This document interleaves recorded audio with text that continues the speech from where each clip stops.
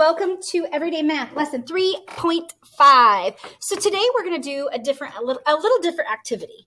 3.5 technically is a lesson that normally we would separate and do in 2 days.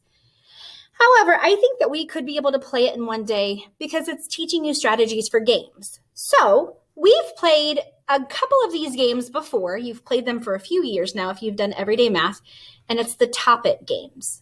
Here in 5th grade, we've already played multiplication Top It. In 3rd, 4th grade, you probably played addition and subtraction Top It. So today, we're going to talk about how to play division Top It.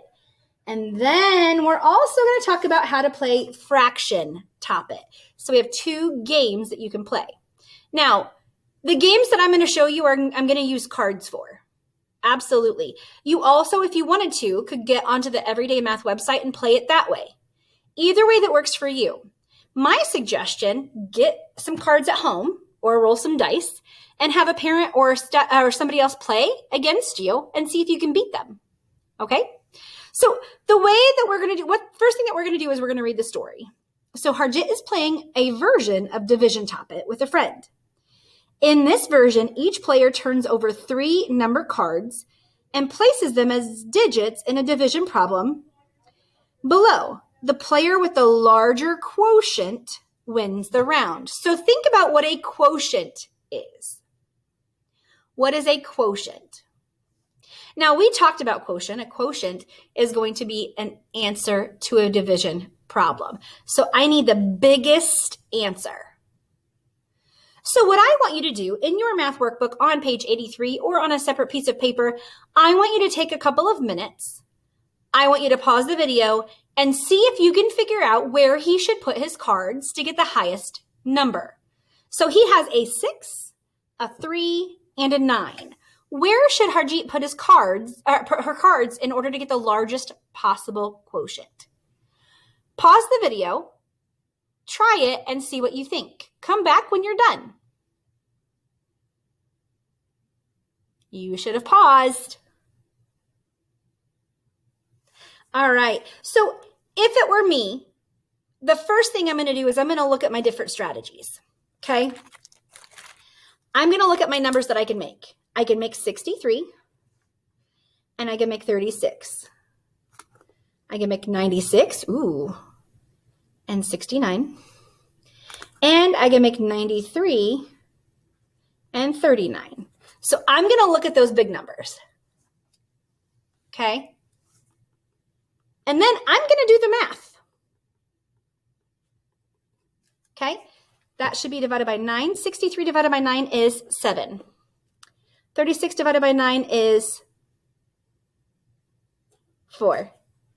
96 divided by 9. 96 divided by 3. 32.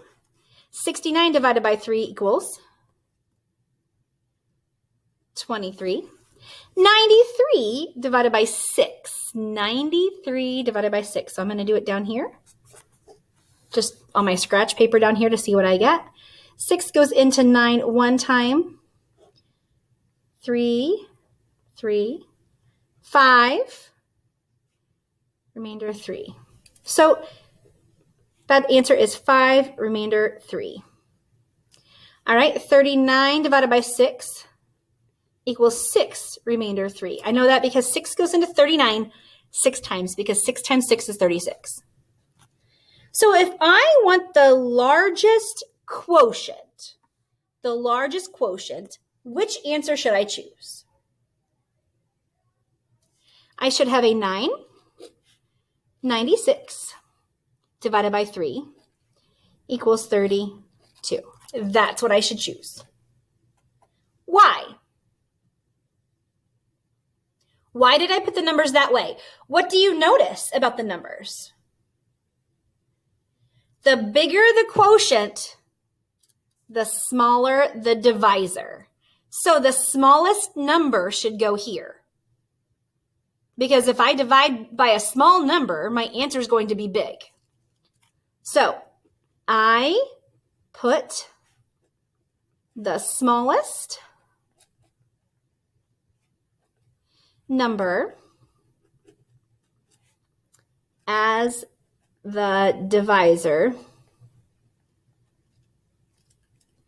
period. Then what did I do? Looking here, I made the number 96. Why didn't I make it 69? Why didn't I make it 93? I then used the remaining cards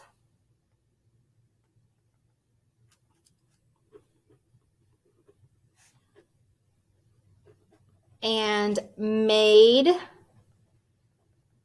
the largest number possible. So that's what I did. Now my reasoning. Dividing the largest number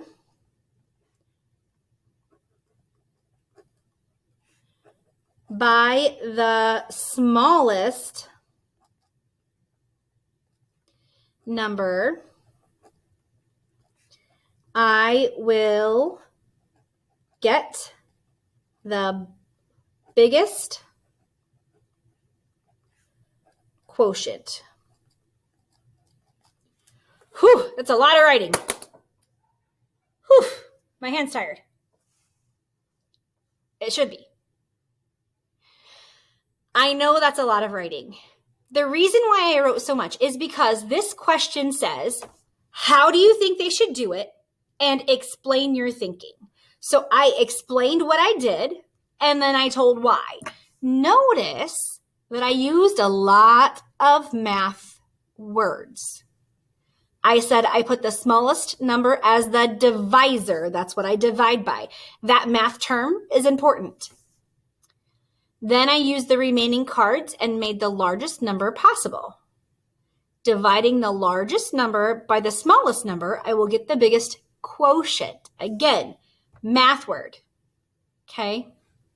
When you're doing this, your final answer right here, if you were taking this on your test and you were having to write something like this would get you full credit, probably even the credit plus. You could have said, I wrote the numbers from greatest to least and divided. Okay, but why? So you need to make sure when it says explain your thinking and tell me your process, you need to do all parts of the question. So this is my sample. Pause it if you need to so you can write this down, because this is something that you can look back on later in the quarter when it's time to almost get ready for our test. There's going to be a question very similar to these on the test, probably. Interesting. All right.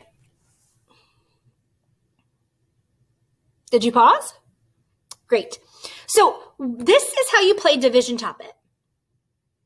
Awesome. Fun game. I love it. This game can be tricky, especially, like I said, if we decided to do like 39 divided by 6, I would have a remainder. It can be tricky, but it also can be fun. So now we're going to take it to the next step. All right, you did addition, you did subtraction, you did multiplication, you did division. Now we're going to do fraction. Top it. Now, unfortunately, you do not have this page in your book. However, you have a piece of paper, I'm sure. And if not, you don't really need paper. This is what you're going to do. So number cards 1 through 9, you need 4 of each number card. Or use dice. Or use regular cards, whatever you have. A Top It record sheet. You don't necessarily have to have this, but I did put this attached to the lesson as well. But this is where you play against somebody else, okay? So you have your answer here, their answer here, and you figure out which one is bigger, okay? And then here's how you play. So interpreting and comparing the fractions. So first you shuffle the deck, okay? And place it number side down. Each player turns over 3 cards and using them to build a fraction by using the game board showed. The player with the larger fraction wins the round and takes all cards. Now, freeze. You just learned that division top it, you divide by the smallest number. Think of a fraction. What does a fraction mean? This divided by this. So what I want you to do is I want you to practice playing this game today. Keep that in mind. So I'm going to play one little round with you. So here we go. I'm going to roll some dice because I'm a dice person. I like dice better. All right. I'm going to roll that again. Okay, a 7, a 9, and a 3. Okay, so these are my numbers. I have a 7, a 9, and a 3. So if I want the biggest fraction, biggest answer, then I'm going to put my smallest number as my denominator. And I'm going to make these two into the largest number that I can. What's the largest number you can do for that? 97, or 9 and 7. So 9 plus 7 is 16 over 3. That would be this fraction. So on my game record sheet, I would put put 16 over 3. Okay? Then your sister comes and plays. And your sister draws a 7. Blank. A 4. Ooh. And a 6. A 7, a 4, and a 6. So if we use the same strategy she did, or if she uses the same strategy I did, then she would have the 4 on the bottom and 76 on top. Or 7 plus 6. So 7 plus 6 is what?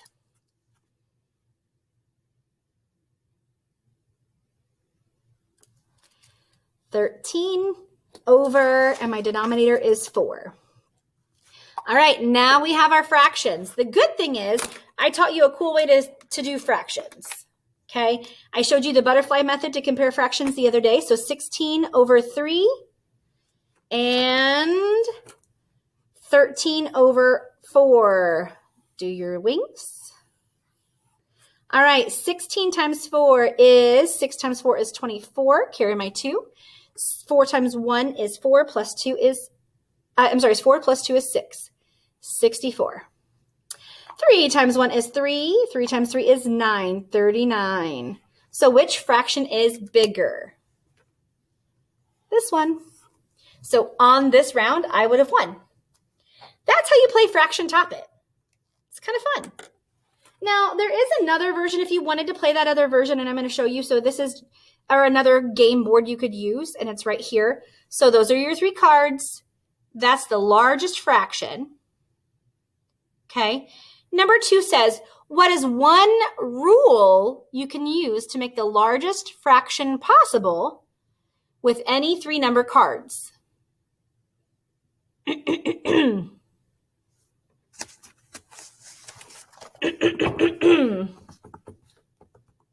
Your rule should be very similar to this.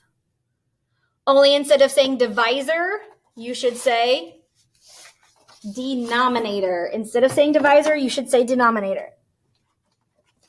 All right. So your job today, I'm going to pause for just a second. I'm going to show you what I want you to do. So your job today is to go to the Everyday Math website if you have it, or to play this game for several rounds. I want 5 rounds with a family member, and I want you to be able to tell me who won.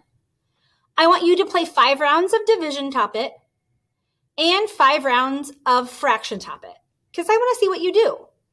So if you go to Everyday Math website, hang on just a second for me. So if you go to the Everyday Math website, this is what your website's going to look like. And I'm going to make it a little larger now, maybe.